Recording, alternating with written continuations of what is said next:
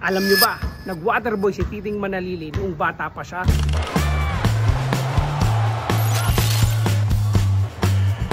At yung diskarte niya sa basketball ngayon, bit-bit niya na noon pa. Gusto ko manood yan, hindi ako makapasok sa venue kasi hinahanapan ng ID. Sa murang edad ni Titing Manalili, alam niya na mahal niya yung basketball. May isang tagpo na gusto niyang manood ng game pero hindi siya makapasok. Kaya ginamitan niya ng diskarte. Love na love yung basketball ay para makapanood lang ako. Ako yung nagdadala ng card para makapasok ako. Hindi nga, gusto ko talaga manood eh. Bata pa lang, alam niya na kung ano ang gusto niyang maging. Maging isang professional basketball player. Kaya silbi siyang waterboy sa isang team, umupo sa bench para maramdaman ang buhay ng isang basketball player. Bata pa lang yan, ha? Parang feel ko nung naglalaro ako kasi katabi ko yung mga player. Eh di ako makalaro kasi nga, maliit pa ako din. And yun, nagpo-waterboy ako.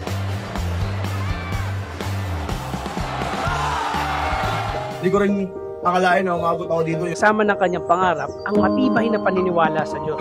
I'm thankful ako kay God. Yung mga nakikita kong verse, baga yun, timing. Timing talaga kay God. Saktong oras talaga yun.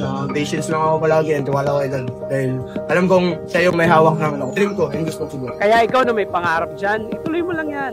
At iwan mo sa Diyos ang time.